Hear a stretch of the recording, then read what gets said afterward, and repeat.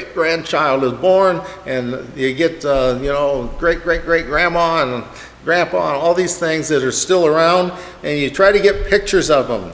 We have a few like that. And so one generation passeth away, and another generation cometh, but the earth abideth forever. Well, in man's sight, the earth abides forever. I mean, it's just going to go on, and it is until God recreates it, and it's going to continue on then forever, isn't it? According to the Word of God. And so it abideth forever. And the generations keep passing. It's the common thing between us in our old age, my wife and I, is, he's grown up. I said, yeah, when 20 years pass, why, we all grow up a little more, don't we? And so you have to understand that. But all the little kids that we worked with in school and stuff, now they're grandmas, a lot of them, grandpas, and their families, have gone on one generation after another. But the earth's going to go on. I'm going to pass away if the Lord doesn't come and take us all out of here. And each of us are going to pass away individually or however the Lord sees fit. And that's going to happen. Another generation will come. But the earth, everybody's going to go. I mean, there's not going to be, nobody is going to have the pill that will keep you from dying, okay?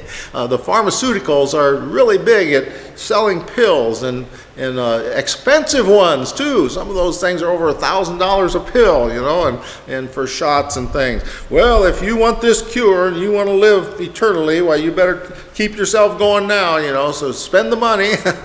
Anyway, it gets pretty ridiculous. And I'll probably get banned from YouTube for some of my stuff I say, but whatever, it's the truth. This is from the Bible, Ecclesiastes, okay? Ecclesiastes, that's what I'm reading, and so you can think what you want. I know the Bible is true, even if politics and medical science and all these things have gone off from what God intended.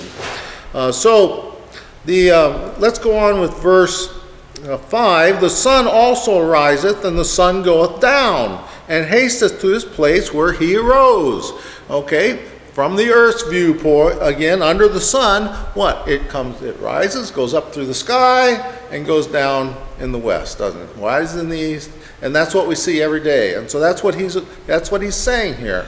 Well, under the sun, that's the way it is. That's the way you look at things. You don't say, well, the earth is spinning, the sun's sitting out there, and therefore we get this impression that the sun is rising. Well, it is in the sense that we know you can use in the English language. It's rising. It comes up in the east and goes down in the west. We'll see that all through the New Testament of Scripture even, and the Old Testament, where it comes from the rising of the sun many times. So they wouldn't get their directions turned around, okay? They were made sure of that. So the sun also riseth, the sun goeth down, and hasteth to his place where he arose. The wind, here we get into climate. The wind goeth toward the south, and turneth about unto the north. It whirleth about continually, and the wind returneth again unto his circuits. Now, how could Solomon know that 3,000 years ago? He wrote this. How could he know that? The wisdom of God.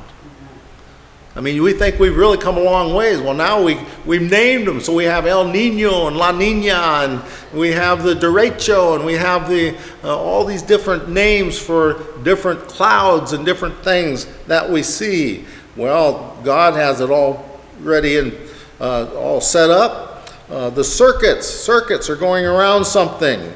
It says the wind in his circuits. Now we know that we have high and low pressure systems that are spinning around opposite directions, and they're making all this weather change around the world and picking up the water from the ocean and dumping it on the land and all these type of things. Well, God talks about that. I mean, he, through his wisest man he ever had, where we see a touch of it right here about the winds, the directions. He says it turneth about unto the north. It whirleth about continually, and the world returneth again according to his circuits. How does the wind keep going? Doesn't it ever run out? You ever think about those things? Well, it just keeps going around and around and all over the world as God has ordained it to do. And verse 7, all the rivers run into the sea, yet the sea is not full. Unto the place from whence the rivers come, thither they return again. Well, where does the rivers come from? From the rain and from the snow and from the oceans, because it evaporates and is picked up in the oceans and dumped over the land, and it runs out the river. Where do the rivers run to? The oceans. Boy, wasn't Solomon, he really came out some great things. You can understand why the world can't believe these things. They're too tied up in their own thinking that they control the weather. And so we're looking at all these ideas coming out. Well, just get rid of the whatever it is now. What are they after? CO2? Is that one of the things? Or, well, then your plants will all die if you get rid of that. You know, and anyway, just let God take care of it. He set it all up to work good. And just get off of it, okay? Let God be God, and you realize that you're nothing. And you just can't do a thing about these circuits of the winds and about the storms that come. You can accept them. You can't send them back. We say that's one of the common things, when we're talking outside and it's raining or snowing and some of the men will be gathered, we'll be talking about, I don't know what's going to happen tomorrow. We're going to get some snow maybe, but, well, we can't send it back. It either comes or it doesn't. If it does come, why, it's here, and so we'll have to deal with it. So, because God knows. Since verse 8 says, all things are full of labor, man cannot utter it. The eye is not satisfied with seeing, nor the ear filled with hearing. They want to go beyond that. They want to go their own thing, their own way. And I think, let's go look at verse 9, then we'll stop there today. The thing that hath been, it is that which shall be. And that which is done is that which shall be done. And there is no new thing under the sun. There again, what? History repeats itself over and over again. And just like in the climate and in the world, everything repeats itself. There's nothing new under the sun. They say, oh, well, look at what we found. Oh, look, we got this new telescope, and you ought to see we've seen a star that has exploded and sucked a planet as big as Jupiter into it, or something like that. I mean, that's kind of stuff. You think God doesn't know that? You think that this is something new? No, it's nothing new under the sun. It's just the same old thing. And now somebody really thinks they found it. Well, the thing that hath been. Okay, what's past? It's that which shall be. Okay, anything that's past, it's going to happen again. And so the winds come, the storms come, the wars come, and we have all the political unrest around the world. All these things are in the past, and yet they shall be. It's going to be again. There have been many famous leaders that have said that men never learn from history. And only history is bound to repeat itself, because what do you learn from history? Well, look at the people in our country right now. What have they learned from the history of our country from 200 years ago? They've learned how to destroy it, how to not follow after history. Now, there are good things in history and bad things in history, but you need to be able to discern and learn from history and not repeat themselves. I know when I was a little boy, and we had to take nails out of wood. That was the first thing you did.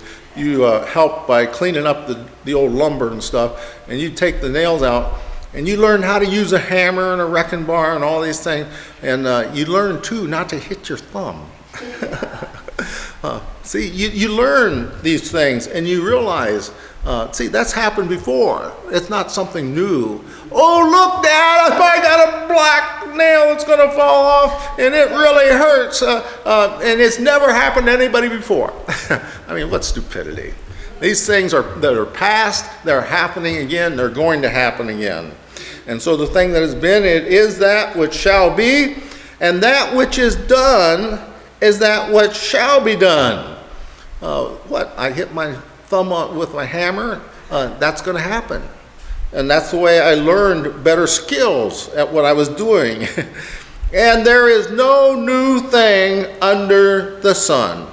History repeats continually.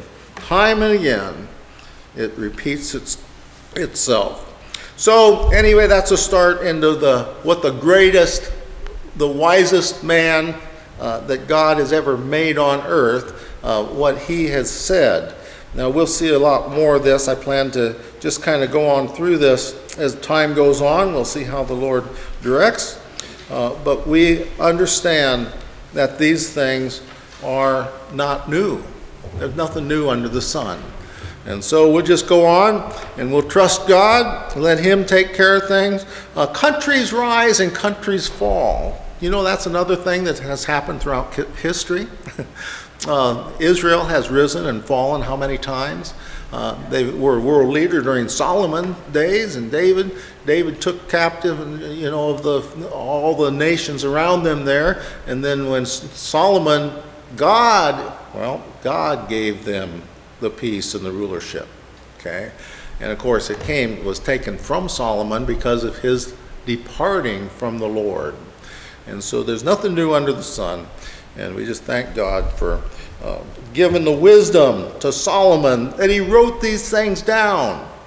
You mean 3,000 years ago, men could read and write? I mean, what stupidity that people look at that and say, oh, they were a bunch of cavemen back then. No, I'm sorry. They were very wise and brilliant people around that God had raised up for his glory. Well, trust God. Give him the glory that's due to him. Okay, let's take a break now, and then we'll continue on in a few minutes. God bless you.